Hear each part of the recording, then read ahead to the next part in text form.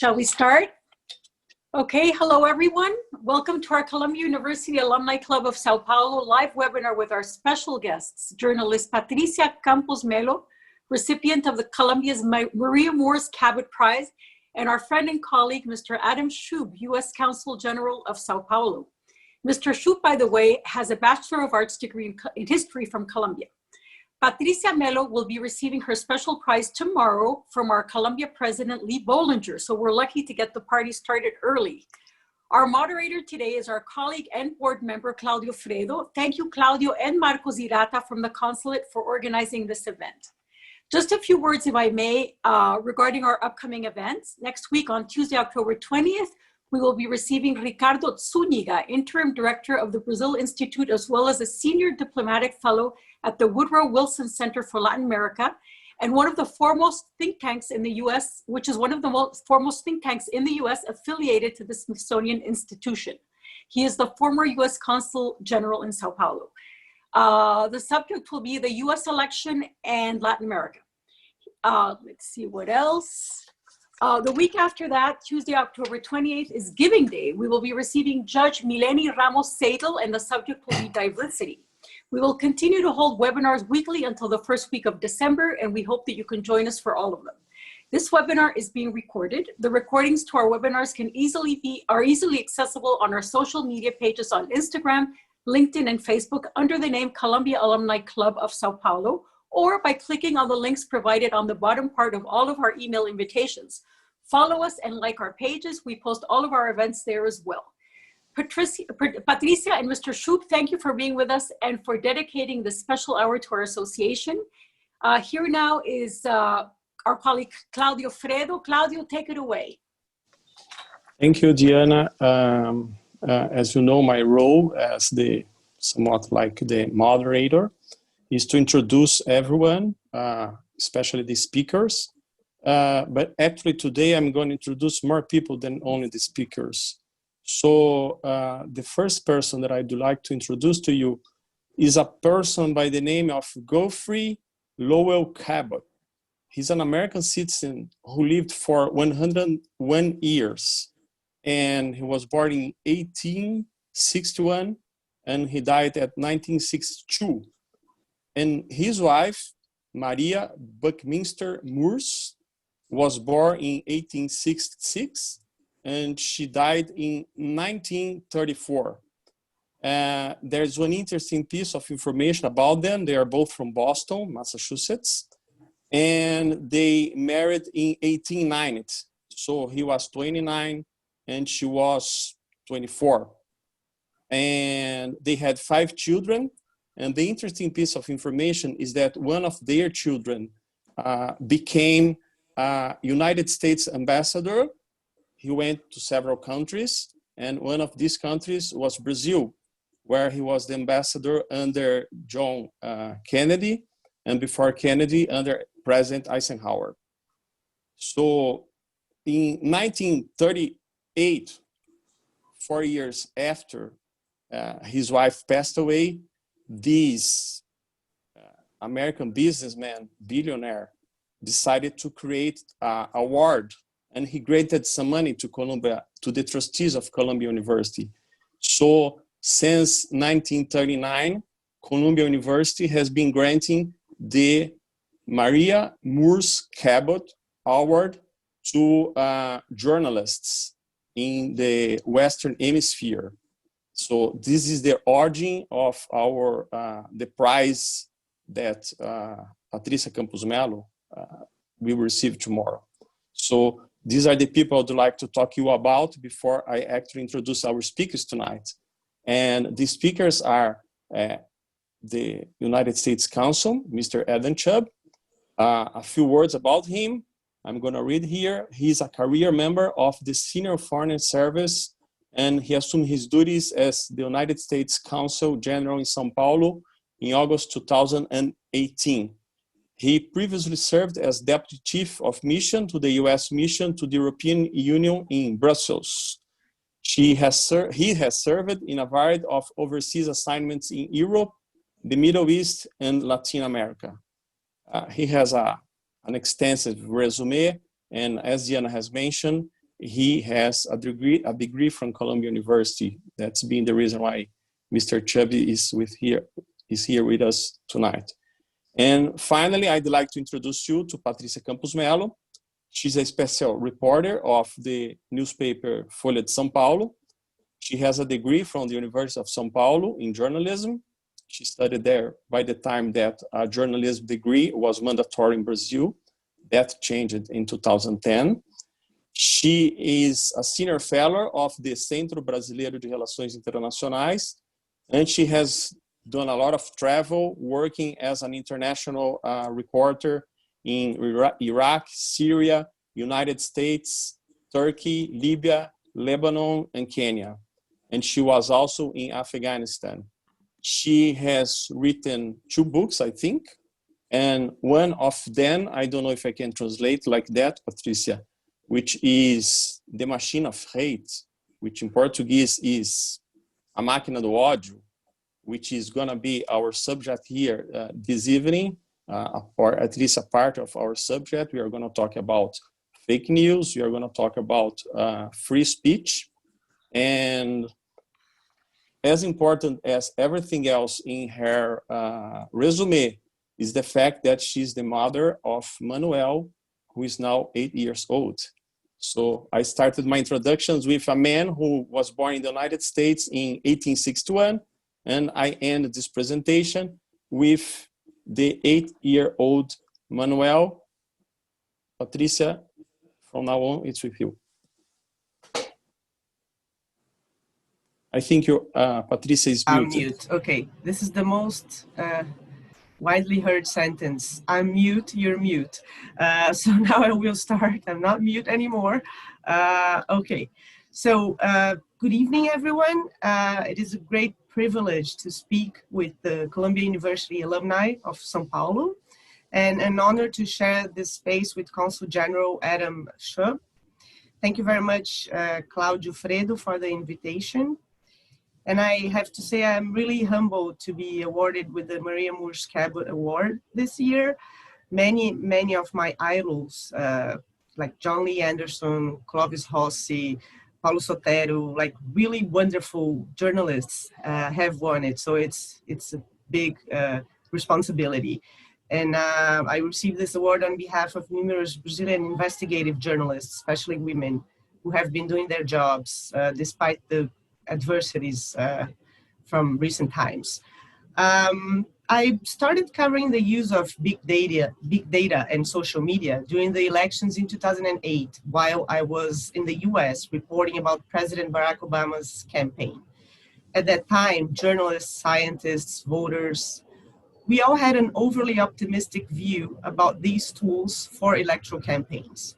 The Obama campaign was widely praised because it was so skilled in using personal data to organize volunteers and to raise money from thousands of small donors. In retrospect, I realized we all were a bit naive. After the 2012 US election, which led to Obama's re-election, I went on to cover the Indian general elections in 2014. And Prime Minister Narendra Modi was a visionary who used social media in a highly effective way to communicate with supporters, mobilize voters through thousands of WhatsApp groups, and use personal data in order to micro-target political messages. Then, of course, we had the 2016 presidential election in the US. That election was a pivotal moment when people started to realize that social media were being used in a massive way to try to manipulate public debate and mislead voters. With the interference of the Internet Research Agency, which was basically a troll farm linked to the Russian government, fake Twitter and Facebook accounts were stoking fears and exacerbating polarization during the 2016 electoral campaign. And then in 2018 came the Brazilian electoral election. Brazil is the second largest market for WhatsApp. India is the largest one with 400 million users of WhatsApp in a population of 1.3 billion. But in Brazil, WhatsApp use is much more pervasive. It's 130 million users in a population of 210 million. So it was obvious that WhatsApp would be the weapon of choice for disinformation campaigns in the country. We have now a new generation of populist leaders around the world, the so-called digital populists. I remember when I first interviewed Steve Bannon, former White House chief strategist, back in October 2018. At the time, he said that were it not for Facebook, Twitter, and other social media platforms, it would have been 100 times more difficult for populism to rise, because populists would not be able to overcome the barrier of the traditional media. Bypassing the filter of traditional media and communicating directly with supporters through social media is essential to digital populists such as President Jair Bolsonaro in Brazil, Rodrigo Duterte in the Philippines, Prime Minister Narendra Modi in India, and President Donald Trump in the US. And attacking traditional media and discrediting journalists is part of the strategy of establishing a direct channel with supporters, with no fact-checking, no questioning, no accountability. Some digital populists are also stealth authoritarians, to borrow the phrase coined by Adam, and I'm going to mispronounce his name now, Przezworsky. He's a Polish-American political science professor.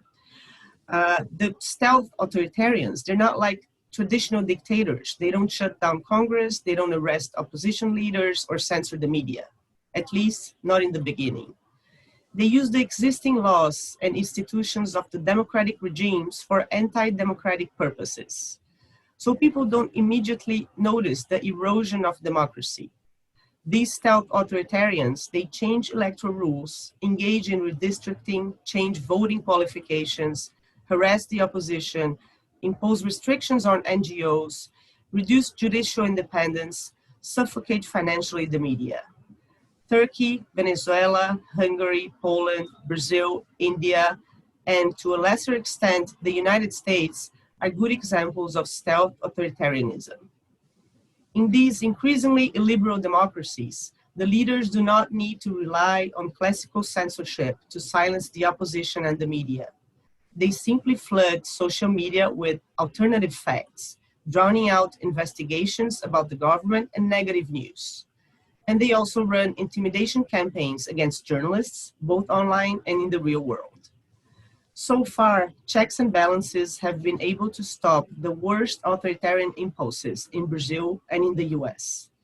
But more than ever, we need a vibrant media, an independent judiciary system, and a strong Congress to make sure that the institutions continue to function as they are supposed to in a democracy. Thank you. So now let's have the remarks of Mr. Adam Shub, the General Counsel of the United States in the city of São Paulo. Mr. Shub? Thank you, Claudio. How's my volume here? It's great. I'm actually the Consul General. I mean, I didn't graduate from the law school, so I'm not the General Counsel. But thank you very much. I am just truly thrilled to be here with Patricia. I mean, it's really an honor for me and for her to be here, earning this great prize. It's not the only prize; she has a whole list of them. But doing the work that she does really, I think, contributes in such a deep way to the kind of democracy that we're living today. And to the hopes that, you know, perhaps we will reach a better state, a more perfect state, a more time when we will have better standards, more objective reporting. Right now, we have a situation that she described. And this is an evolution. All across the world, we all have different media environments. The media has really gone through many changes over the years, over the decades. And right now, think about the evolving business models, the questions from the public that we have on impartiality, the different platforms. I mean, really multiplying platforms that compete for our attention. So, you know, what do citizens do? They want to look at the media to keep themselves informed and equally important to keep politicians accountable. So they have hard choices to make, and they have to go with what they trust. They have to go with media that they believe they understand. And in that way, we're sort of at the mercy of this environment. And this is where real great people like Patricia come in to orient us, to educate us, to make sure she has exactly the facts. She's done her homework. She's done her research. She's talked to as many people as possible. She's done the deep thinking that's required. Why? Because democracy doesn't work without it.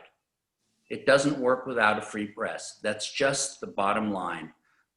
And so whether we call it the fourth estate, in addition to the first three, some of those estates are not so useful anymore. I think one of them was the aristocracy. So anyway, so much for that. I think the fourth estate belongs there with the main three. And I know that I certainly feel a product of that. Growing up in New York and in other places, but my father was a journalist, my grandfather was a journalist, my uncle was a journalist. And, you know, here I am representing the United States overseas, and freedom of the press is still a pillar of our society. It's enshrined in our Constitution, and it's enshrined, I feel this way, in many of our personal stories. We remember when we heard the news. We remember when we learned of things. We remember when we learned important lessons of democracy, whether it was, you know, about threats or about happy events or about challenges, political challenges, things like that. I just wanted to share with you, since I'm especially delighted to be here because this is the Columbia Alumni group, and to me it means many, many things. As I said, I have this history there on 116th Street, and my mother was at Barnard and my father was taking classes at the graduate school, and that's where they met. And so it means a great deal to me to be here with all of you, and to be able to convey that sense of how important it is in my life. I should say my father was a journalist at that point, already working. He worked for he ended up working for the New York Times, then the Washington Post. But at that time, he was working for some maybe called them obscure journals. I think he worked for Commentary for a while. I think those of you who have heard of this probably saw Annie Hall, where I think Woody Allen said, you know, I heard that Dysentery, the magazine Dysentery, and Commentary merged to form the magazine Dysentery. Anyway, that aside, he was there for a while. Then he joined the News of the Week in Review, which was the Sunday supplement. And then he went out to work as both a stringer for the Washington Post and the New York Times in Central Europe, Eastern Europe. Ended up in Bonn, Moscow, Paris, and many, many places in between. This is, I'll show you his picture. He died 15 years ago, but this is reporting from Red Square. And then I always hear my mother's voice, who died 10 years ago. Yes, she was a Barnard girl, but her brother was an editor also, who stood for, who edited a magazine. And the magazine was called Encounter. If Mr. Jeffrey Cabot is on the line, I think he would remember it. If not, anybody who's over 80 might remember it. It's called Encounter. And this is, it was a magazine, as they say, of arts and politics. And this was the edition that came out in September 1965, called Rediscovering Latin America. So it's full of lots of interesting things. On the back, of course, many of you Brazilians will recognize, there's an advertisement for Pan Am. But it promotes the the flight from New York to Buenos Aires, world's most experienced airline, for what it's worth. Anyway, the only reason I mention that is I look at it from time to time and I think about how much progress we've made all over the world, but especially in Latin America, because back in 1965, military governments controlled everything. And in these decades, we've made tremendous progress. In the year, actually, 1965, the great Maria Morse Cabot Award was won by Roberto Marinho, for what it's worth. But more to my lifetime and as a reader of the news and consumer of the news over the last 15 years, many friends, colleagues, friends of friends have won the award. Julia Preston, for example, James Brooke at the New York Times, Stephen Kinzer, Juan de Onís. Juan de Onís covered the death of Franco with my father in Spain. It went on forever and ever and ever. So they needed 2 reporters to cover it. And then Tad Schultz, when I left for Cuba, I had both a dinner and a lunch with him to learn about what I was heading into. But this is a terrific award. This really is. And, you know, I mean, no surprise, but Patricia has won many, many more. The Vladimir Herzog Special Award for Democracy and Human Rights, the Petrobras Award in 2017, 2018, the King of Spain Journalism Prize, and the International Press Freedom Award of the Committee to Protect Journalists. So all these are very impressive. But I mean, I think what's clear as you follow her parcours, her career across country to country, Syria, Iraq, Libya, the United States, covering elections. She worked in Germany. She worked in Africa, covering Zika and Ebola.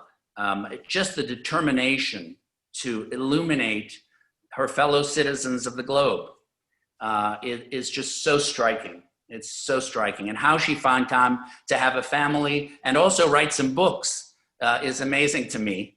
I have read one of her books. I have not read Gabinete do Ódio yet. I'm not sure if it'll give me good dreams at night, but I found her other story about the love affair in the Middle East very, very touching, and I recommend it. And the title escapes me right now, but I have it upstairs on my bed. But I want to say that the free press, and really a free and informed press and informed readership is critical for us here in the consulate, just to be serious about business. And to say to you all here that in addition to the numerous ways in which Columbia Journalism School graduates pursue their vocation in places like Brazil and Latin America, we also here at the taxpayers' expense support any number of trainings and programs. We, for example, have spent a good amount of money all across the range of journalism programs, from sending journalists to the United States, but also teaching readers about disinformation and related to COVID, for example. We had a quarantine program in the periferias of Sao Paulo. We support Abrage, which is a professional association of journalists here. We did a tech camp for professionals of education about how to fight fake news. And we sponsor something called Politizi, I think. Did I say that right? Which is basically media education in public schools. So, you know, it seems very busy, but it's still not enough. It's still not enough. And if you leave here tonight with any one feeling, apart from being overwhelmingly impressed by Patricia and her accomplishments, it's that this topic really needs more help and needs more attention, whether it's readers, whether it's first-time journalists, beginning journalists, whether it's high school students, whether it's teachers of journalism, all these things, they all need it. We're really going through a wave of competing platforms and sources for our attention, and how to see the light at the end of the tunnel is such a big question. So We have a lot of programs. If there are any corporate sponsors out there, we'd love to partner with you on some of these things. Anyway, let me leave you with that thought. Finally, just in closing, I really, really want to congratulate Patricia. Her voice is important. It's critical. She's worked at some of the leading media outlets here in Brazil, but her voice really is unique. And you know, we're impressed. We're honored. Of course, she won the Maria Moores Cabot Award. Of course. I mean, it's just it had to be. So I'm glad that Colombia is recognizing her, because Colombia is a source of many, many good things. But here in Brazil, there's a lot of work to do. So I hope with Patricia's help and inspiration, and perhaps some of our money, we'll be able to promote journalism, fight fake news and disinformation, and illuminate the public. Anyway, let me leave it at that. Thank you. Thank you, Mr. Shub. I think the name of her book is Lua de Mel em Coban, which could be translated into English like to Honeymoon in Coban. Is that correct? Honeymoon in Coban. Okay. You mentioned at the beginning of your presentation that you're not graduated from the law school. You're not counsel, but consul. And so, but let's talk a little bit about free speech here. And as a lawyer, there is one piece of written language which is one of my favorite overall, which is the First Amendment to the United States Constitution. So it's a piece of written language which dates back to 1787. And it says, I'm going to read it all. I'm not going to read it all. I'm going to read just the relevant part for this presentation. And it reads as follows. It says, and just a quick comment, for those of you who don't know, the first 10 amendments to the United States Constitution, they all came together, all from 1787. They become enforceable, I think, in 1791. And they are called the United States Bill of Rights. It's United States Bill of Rights because the official Bill of Rights is the one from UK from 1689. Okay, back to Amendment First of the United States Constitution. It says, Congress shall make no law respecting an establishment of religion or prohibiting the free exercise thereof, or abridging the freedom of speech or of the press. And if you don't want to talk about religion here, let's talk only about freedom of speech. The law would say, actually, the United States Constitution, Congress shall make no law respecting or no law abridging the freedom of speech or of the press. So this is probably one of the most important pieces of law in all history. And in Brazil, we have had several constitutions. We don't have just one, just like the US. And the current Brazilian constitution, which dates back from 1988, says, and I'm going to read in Portuguese, artigo 220, a manifestação do pensamento, a criação, a expressão e a informação, sob qualquer forma, processo ou veículo, não sofrerão qualquer restrição, observado o disposto nessa Constituição. And this is interesting because the Brazilian Constitution says that let's respect what's written in our Constitution. And over the years, the United States Supreme Court has created some restrictions on the freedom of speech.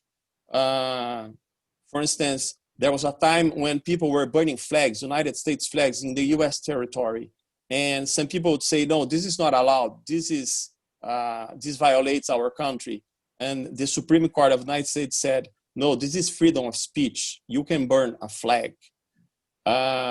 So I have a question for Patricia, which is, how can we deal with these two sides of the spectrum, which is in one side you have those who say, oh, what I'm just doing, I'm not manipulating anyone. I'm using my freedom of speech rights.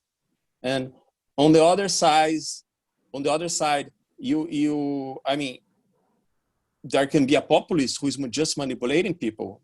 He is going probably beyond what he can do with his freedom of speech. So would you have any comments on that? Well, thank you. Thank you so much for your question, Claudio. And I wanted to thank Consul Adam Shub for being absolutely generous and exaggerated.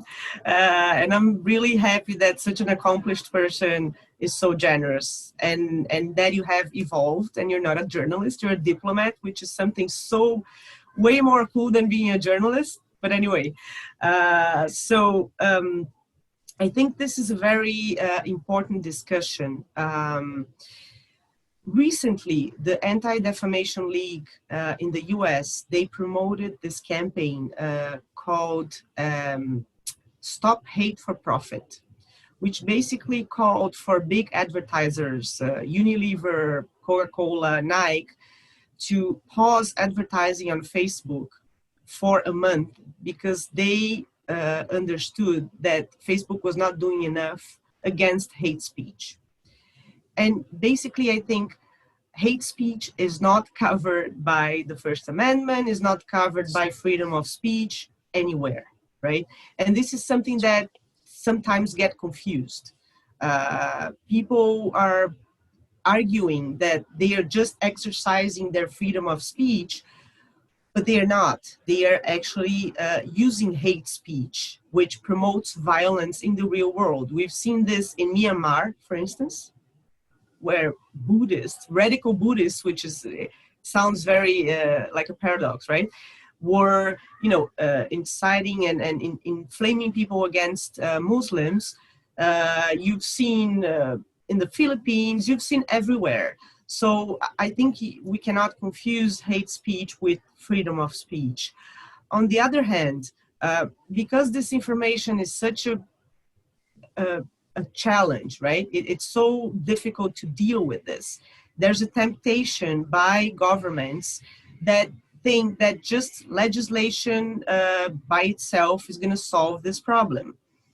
And it has been used in certain countries such as Singapore and Vietnam and Malaysia, that you try to solve the problem of disinformation, right? And, hate speech with a piece of legislation, and you end up criminalizing just regular people, you, me, activists, journalists, just, people who are sharing.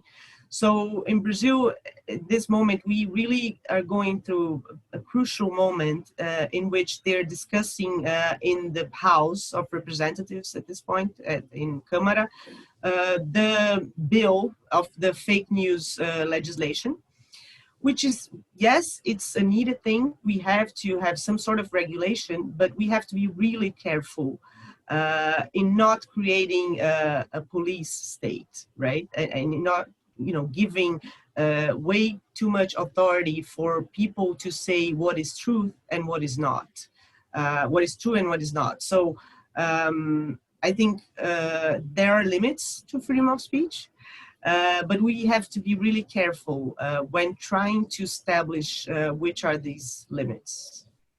Not sure if I did answer your question, but. Yes, you did. Mr. Shub, being from a family of journalists, do you have any comments on this? I'm sure you have discussed this matter probably on Sunday lunches. Look, and I agree with Patricia, and we were together with somebody else a few months ago, actually about a year ago, talking exactly about the kind of hate speech that is that in recent years has increased. There's no doubt about it. We have all these new platforms and new way to express ourselves. I think we're all still learning. To be fair, how to use the internet, how to use it effectively. There clearly is a difference between hate speech and then the exercise of free speech. But I think what we have to do is understand. I found a great quote from, and maybe Claudia, you'll appreciate this, from Justice Louis Brandeis, who says that, you know, although rights of free speech and assembly are fundamental, they are not absolute. If there be time to expose through discussion the falsehoods and fallacies to avert the evil by the process of education, the remedy to be applied is more speech, not enforced silence. There you really get into a very dangerous area where politicians and other folks in power are not interested in hearing news that they don't like. So, you know, we have a duty. I mean, the famous quote is, I completely disagree with you, but I defend to the death your right to say it. So, I mean, I think whoever spoke and wrote 300 years ago, whether it was the founding fathers, and I believe that this part was pushed by Thomas Jefferson, who I think also said something like, liberty is freedom of speech is essential to liberty and democracy. There's just no way to do without it, but we have to tread very, very carefully. So more speech, more free speech. Let people answer, let people educate each other. But as I said before, and some of our programs aim to do this, it's also making people think again, to think about videos that they see on, you know, Instagram or TikTok, and to be critical readers. I'll tell you a story that I always found amusing. Since my father covered the Soviet Union, people would say, well, who is the better consumer of news, the Soviet citizen or the American citizen? And of course, in those days, we always said, oh, the American citizen, you know, look, we have the New York Times and we have 3 networks, blah, blah, blah. And people would say, no, no, no, actually, the Soviet citizen, because his starting point, his or her starting point is that it's not necessarily believable 100%. So you have to start with a critical eye and a critical ear and evaluate the kind of news that you get. If you're going to believe it all, well, then you're not exercising your responsibility as a citizen. So I think it takes 2 to tango, and those are some of the issues I think that that we face.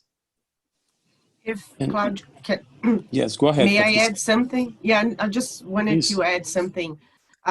And in terms of freedom of speech, journalists and media outlets, they are responsible and they are accountable for what they publish, right? So if I make a mistake, I need to correct it. And if I offend someone, I'm going to be sued. I may be sued and I, you know, have to pay damages. We are accountable. We can be held accountable. Whereas the kind of disinformation campaigns we're facing, no one is held accountable because who's responsible for that, right? That's the big difference. If you're slandering someone, or, I mean, it's just an anonymous account or something. So I think freedom of speech and freedom of the press, of course, comes with responsibility, and the media has to be held accountable.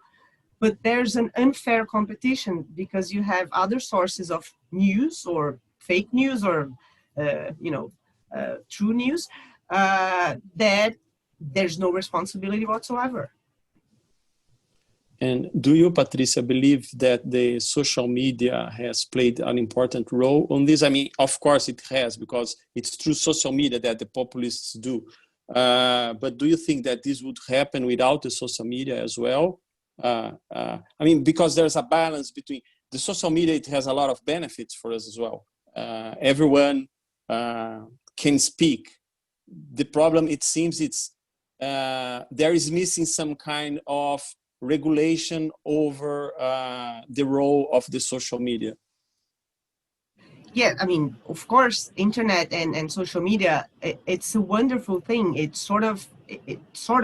did democratize, access to information and even sources of information, right? You can go straight to the first-hand source of a piece of information. You can say what you want and express yourself.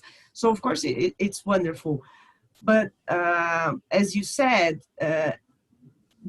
social media are being misused, are being weaponized by some leaders, by some movements.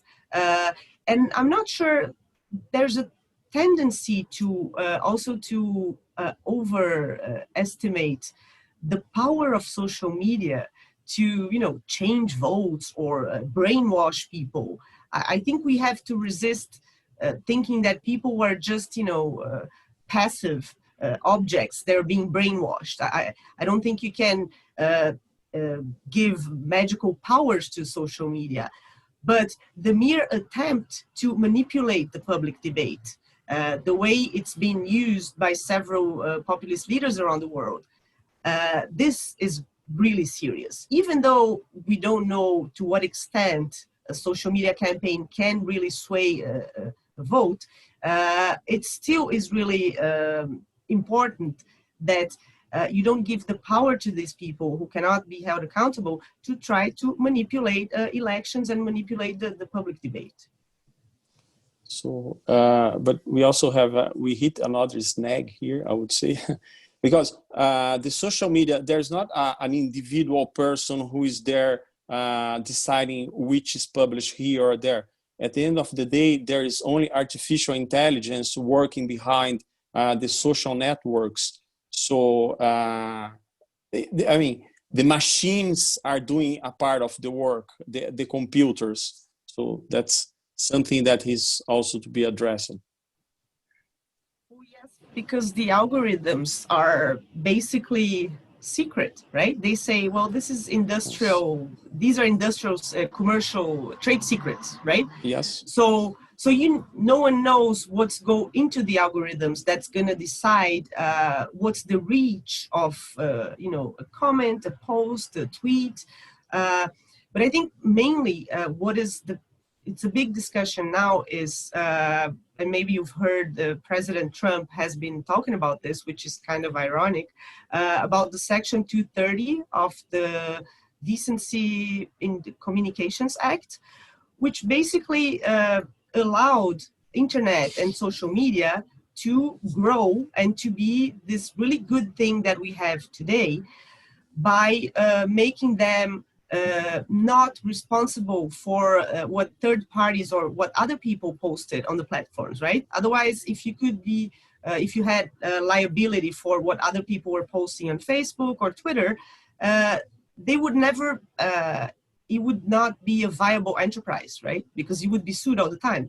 So at that time, this was 1996, if I'm not mistaken, it was very important for this, the internet giants to become giants.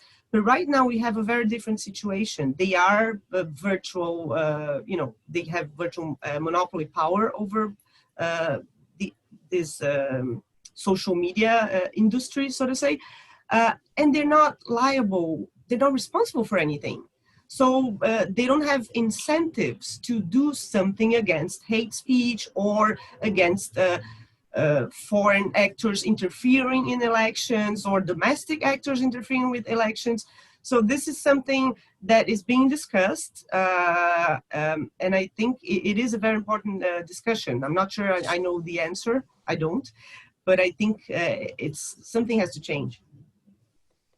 It's probably most of the subject matters here and the discussion do not have a black and white answer. Mr. Shub, do you have any comments about the social media role in the, how can I say, hate speech, which is making it easier to spread all over the world? Well, thank you. I mean, I agree with Patricia in the sense that, these things are algorithms and very difficult to control. There's no doubt that social media can do a lot of good.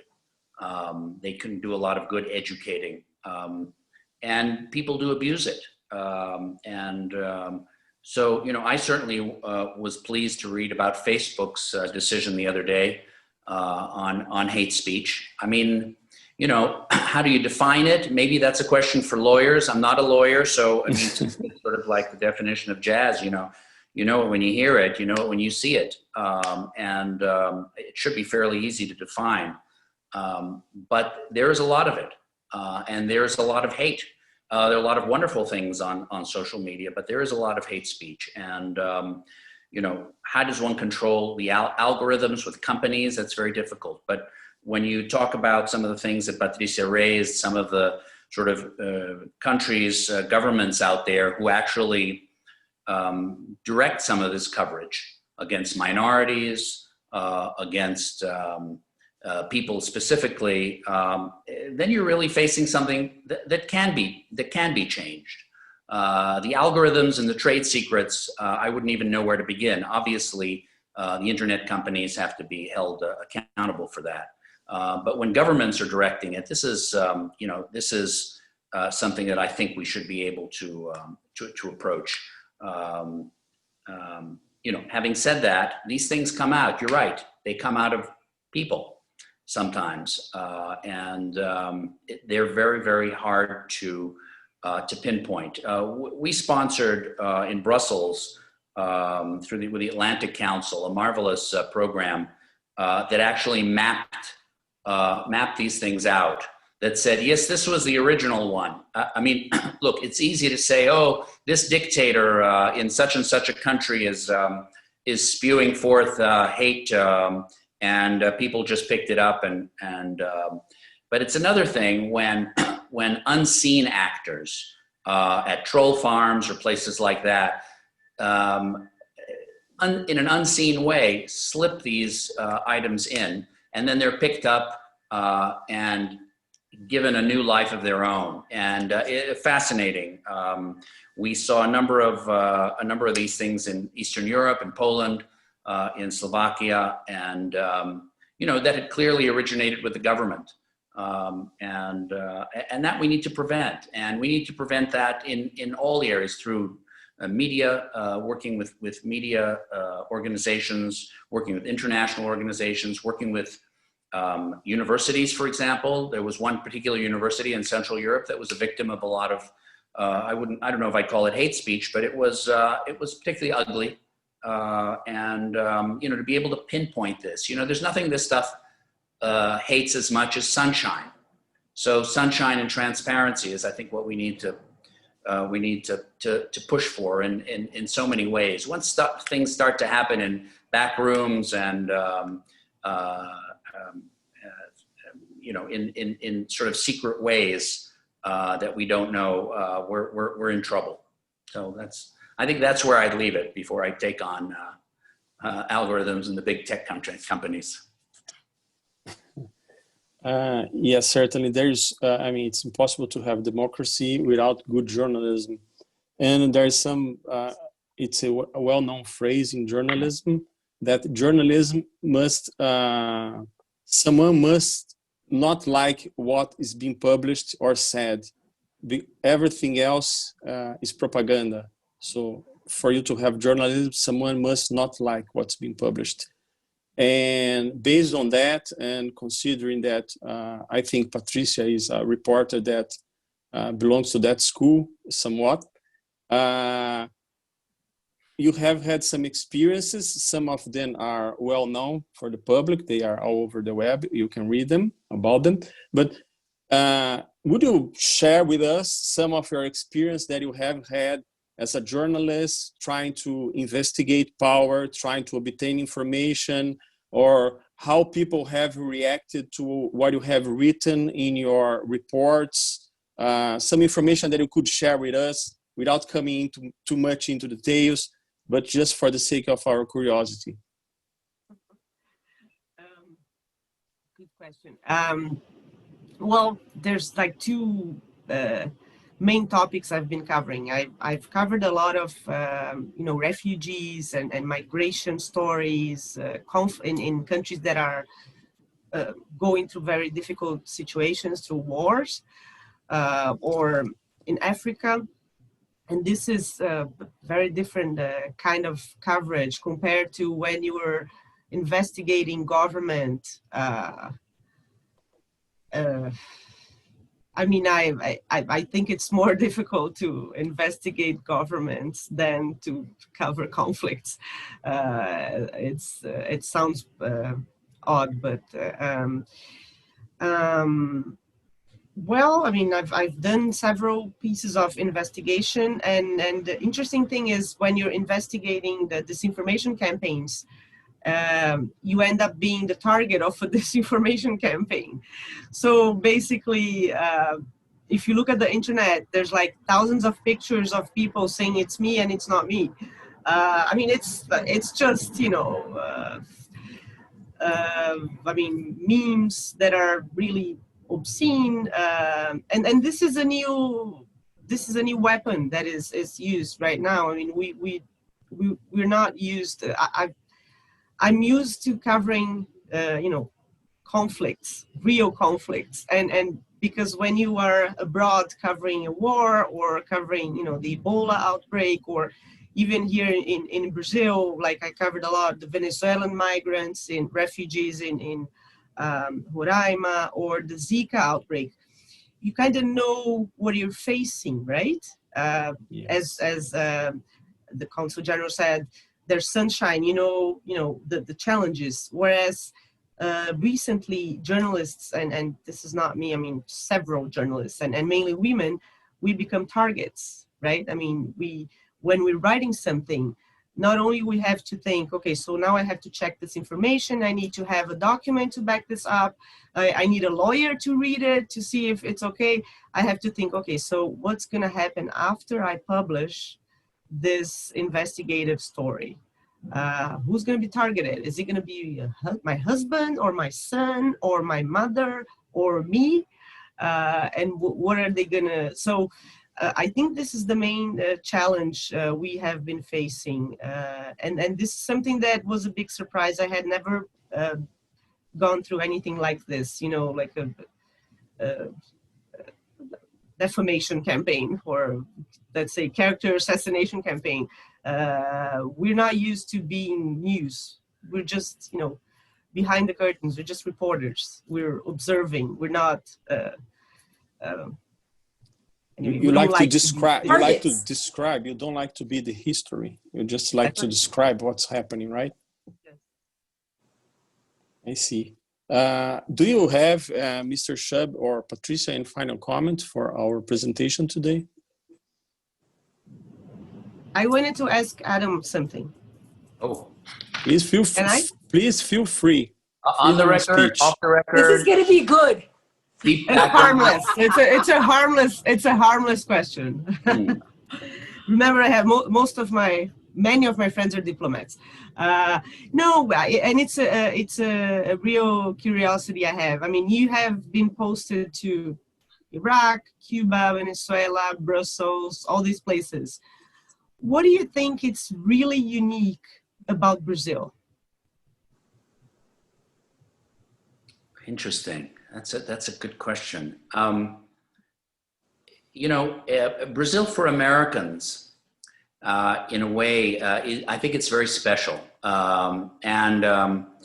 You know, you say Brazil for Europeans, and you know they feel something different.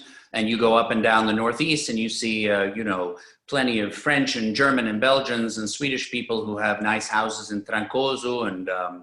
You know, I'm talking about something different. There's something about Americans in Brazil where I'm not going to say it's a parallel universe, but it's sort of a similar thing. I mean, if you show up at a park, and I'm trying to think, and you know, it's a dog park, and you know, you see somebody else with the same kind of dog, you go, oh, and maybe that's the person you'll talk to, maybe not.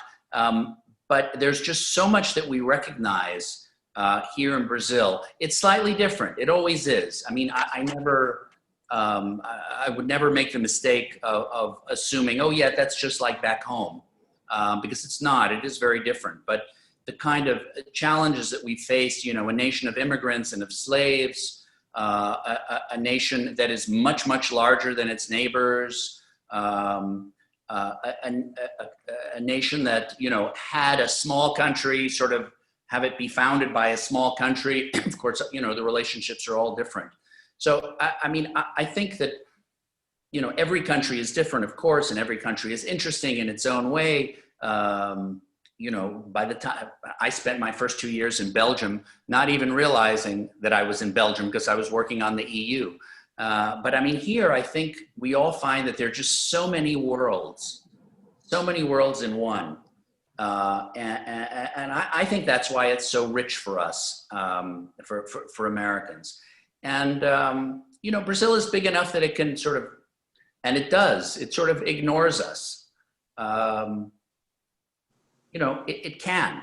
I mean, big countries ignore other countries. I mean, you see it in the States when I mean, I won't pick a state, you know, between New York and California, not to offend anybody, but, you know, you arrive in some places, you're driving through and they go, you know, oh, you're with the Foreign Service. Oh, you're with the Forest Service. You mean the Forest Service. So, you know, the concept of other countries, I mean, we are a nation of immigrants, but we've come here and we've sort of forgotten it. Now, the coasts are different, I think, and there are a lot of great places in the middle.